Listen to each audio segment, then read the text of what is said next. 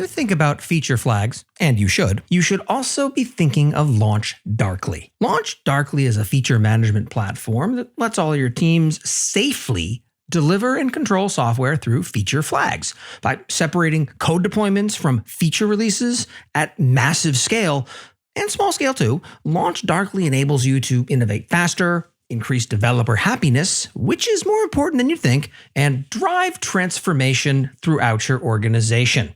Launch Darkly enables teams to modernize faster. Awesome companies have used them, large, small, and everything in between. Take a look at launchdarkly.com to learn more and tell them that I sent you. My thanks again for their sponsorship of this episode. Hello and welcome to the AWS Morning Brief, Friday from the field. Triple F. That's what we're calling it now. We're going in a new direction. I'm Pete Cheslock. I'm Jesse DeRose, and I'm so excited for Triple F.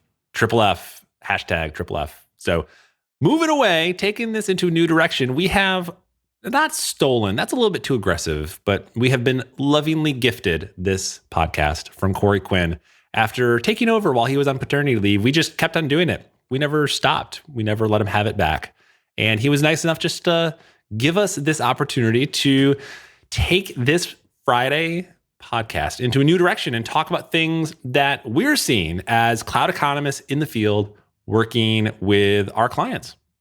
Yeah, it really started as this confessional discussion of weird architecture patterns that we've seen, but then it definitely morphed into more of the other things that we've seen from either our work with Duckbill or our work with previous engagements or previous companies.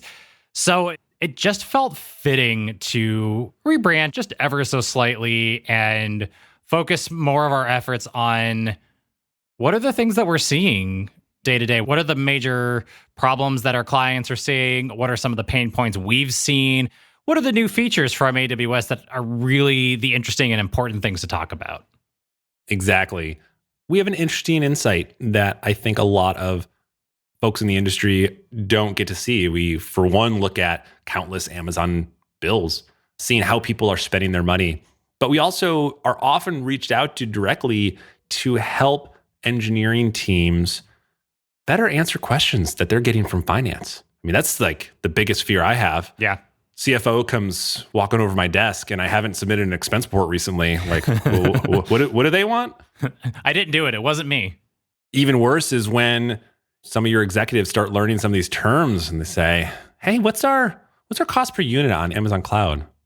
Yeah, it is something that has morphed from just a conversation about engineering teams thinking about their architecture patterns and what might be best for them to getting the entire company involved, especially finance, to ask all these questions and really think about what's the bottom line here? How can we better understand this cloud spend? I know most people are probably thinking, doesn't tagging solve this problem? Can I just tag everything and then I have all my answers, right? Problem solved. I'm sorry, did you just tell me to go F myself there, Pete? Obviously, we both know that even the best of companies, the most mature companies we work with, they might be about 90% plus fully tagged, but even those companies still have to put in a lot of effort to answer these questions and to understand where their spend is going. Because, they say that which gets measured gets improved. So are you measuring your spend? Are you measuring your growth? Do you understand how your spend changes as usage changes, your customers change? I mean, there's countless questions. But there's another thing that we see too, Jesse, right? This circle of pain, the cost management circle of pain. Yeah. It's this really fascinating idea focusing on cloud cost optimization, where a company will realize that their cloud spend has gone up for whatever reasons. And they say, oh no, we need to do something about this, whether that is because finance has come over and asked a question or because engineering has caught the issue. And so they go through this quick session, maybe a quarter, maybe a couple months or more, of figuring out how can we cut costs? Can we remove resources? Can we put these practices into place? Can we build some processes?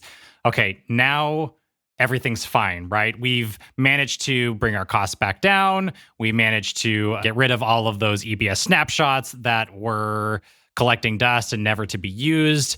So now we can go about business as usual again, right? And so then they continue on as if nothing has happened. And without making long-term changes, those costs are going to rise again. And then all of a sudden we're back in the same spot of, oh no, our cloud costs have gone up. Why did they go up? We did all these things to make sure that we didn't run into this issue again. Why are our cloud costs going up again? And the cycle just repeats. It's a really unfortunate kind of spiral.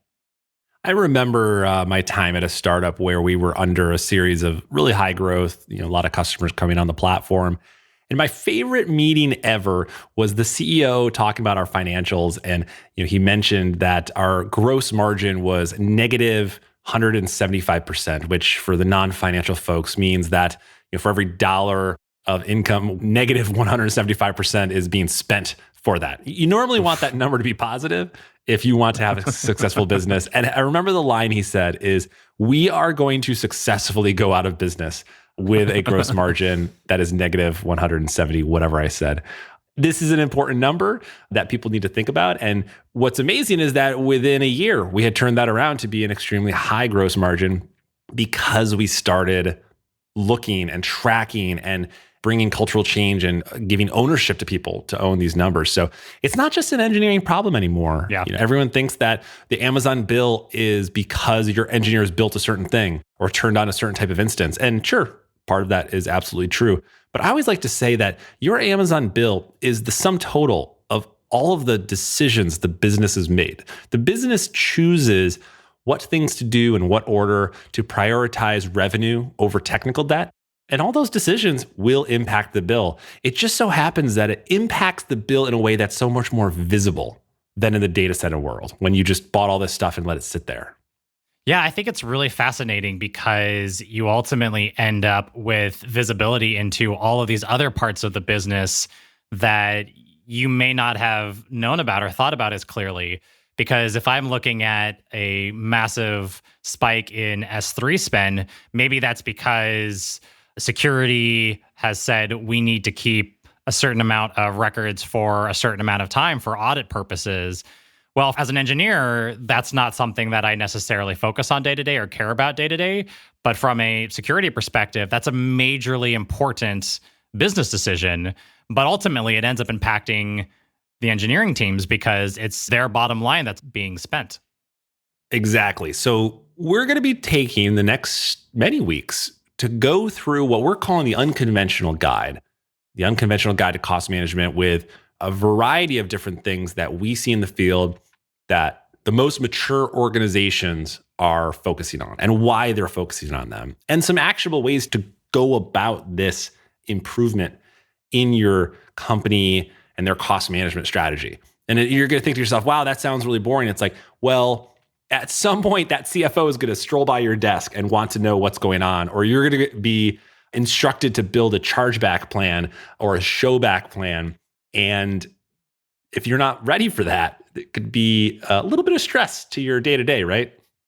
Yeah, I mean, just as we highlighted, there's so many different drivers of cost when it comes to cloud costs. But we think that the main driver of costs is your architecture decisions and the context related to those decisions. So if you think about a highly regulated industry versus an industry that's maybe not as highly regulated, for example, you see a lot more data that needs to be kept for audit purposes, like I mentioned before. So there's little examples of architecture decisions made as your business grows that have a really unique impact on your cloud costs.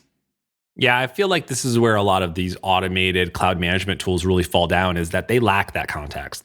They don't understand that those systems in US West 2 is actually my DR site that I need to have running at all times because my audit and risk team has told me I need to do that.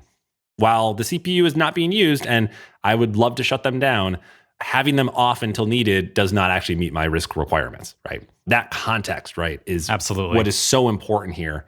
So this unconventional guide falls under what we have really identified within Duckbill Group from working with all these clients, 4 main capabilities. These are levers that help influence cost within your organization. These four main capabilities are architect, attribute, invest, and predict. So let's kick it off with architect. What does this mean, right? How you architect, what Jesse just said, how you architect your applications.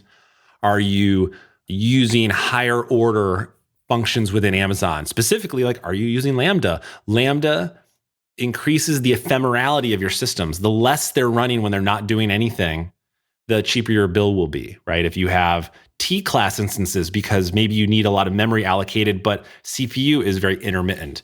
How you're using, how you've architected, how your application was designed, either maybe specifically designed for the cloud or just by accident, as things evolve over time, but how you architect your application and the requirements that fit under that architecture is one of the main drivers of cloud cost. But attribute, what about attribute? What does that mean, Jesse?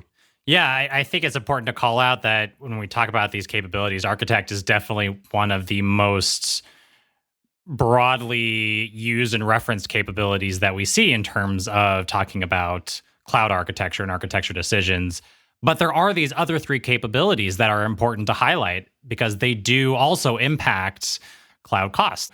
So the attribute capability focuses on attributing cloud costs within your organization, whether that is to specific teams, maybe specific product lines, maybe specific business units. It really depends on how your organization structures itself. But you want to be able to provide your cloud costs bottom line to each of these teams to say, okay, this team is spending this much money per month to run their application or their microservice.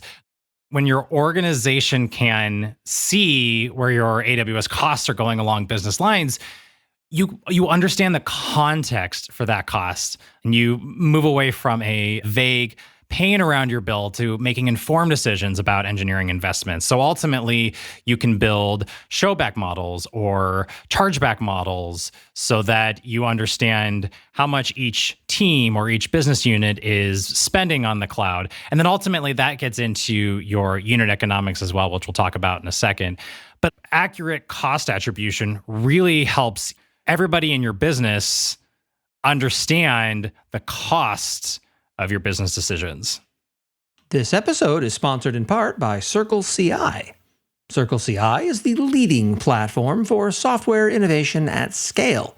With intelligent automation and delivery tools, more than 25,000 engineering organizations worldwide, including most of the ones that you've heard of, are using Circle CI to radically reduce the time from idea to execution to, if you were Google, deprecating the entire product. Check out Circle CI and stop trying to build these things yourself from scratch when people are solving this problem better than you are internally. I promise. To learn more, visit circleci.com. I think that's an important one too, because working at SaaS businesses, usually the SaaS product is going to grow as the customer count grows. But one thing that really I find a lot of product teams fall down on is they don't accurately understand the cost of product decisions, right? Product decisions are often going to be a big driver of your spend. If a product team has a certain requirement to keep data for long periods of time, but they're not going to charge customers more for that, you've got a big breakdown there. And so I've always had a lot of success attributing my applications at the product level and bring that as ammunition to different product meetings and say, hey, I'm looking at your product backlog and these are the 4 projects you're working on, but those 4 projects represent 10% of our spend. And your 5th project represents, 80% of our spend or something crazy like that. Maybe we want to readjust this.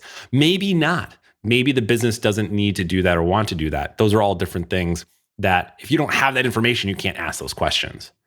Another of the big levers we mentioned earlier, investing.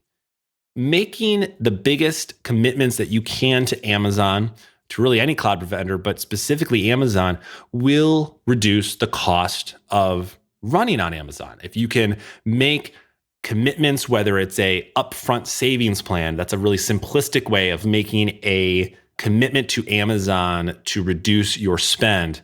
the longer the commitments you make, if you have confidence that you're probably not going to be leaving Amazon anytime soon, unless you're forced to, like they just turn you off, speaking for no company in particular.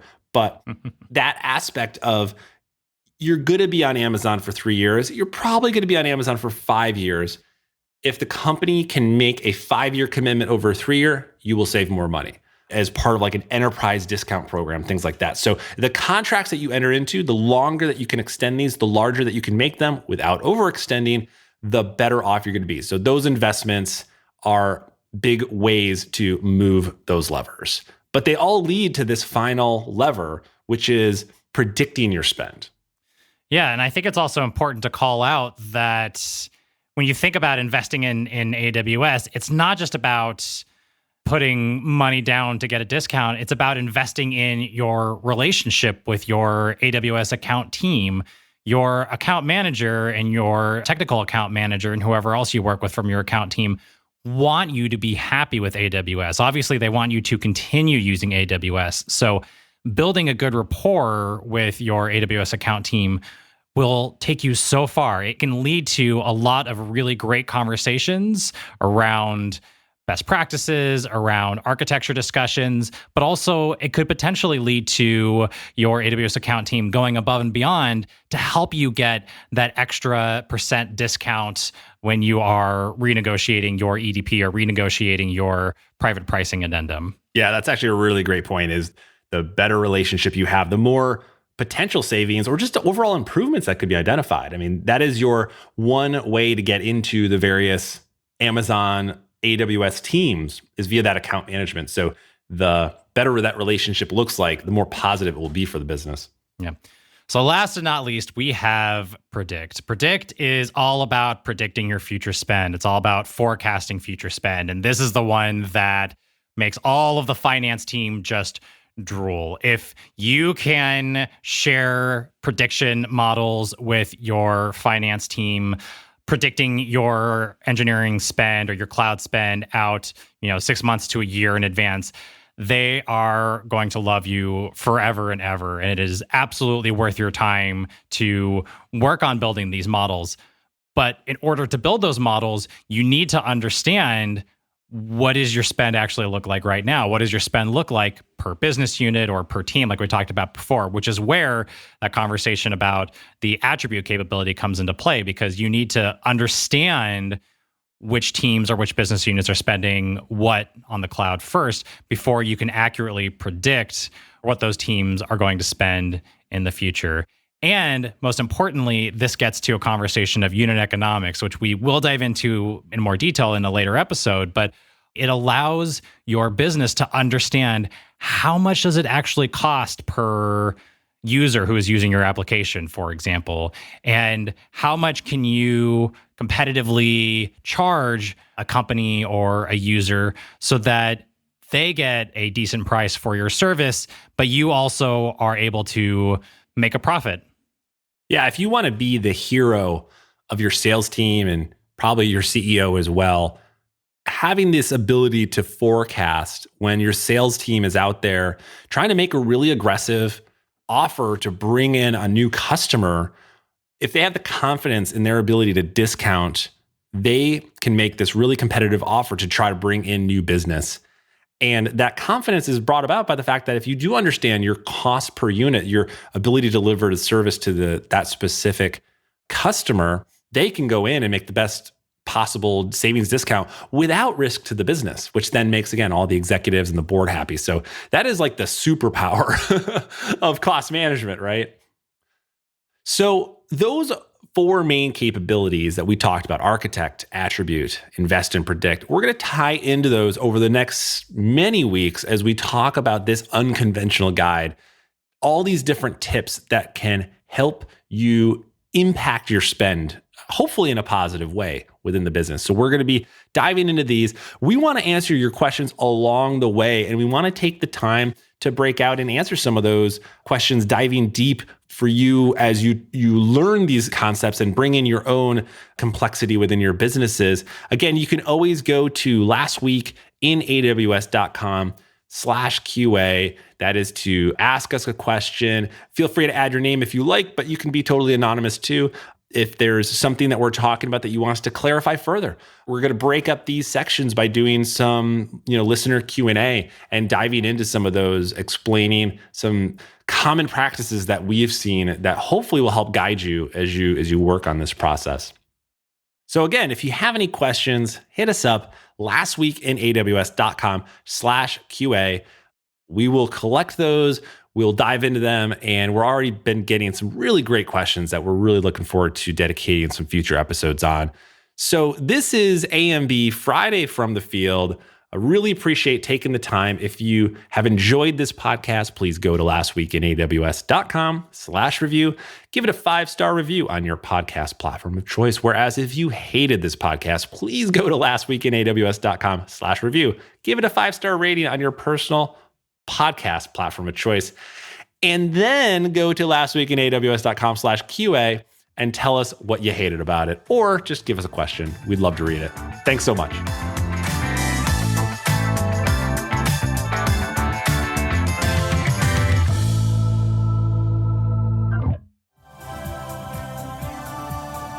This has been a Humble Pod production. Stay humble.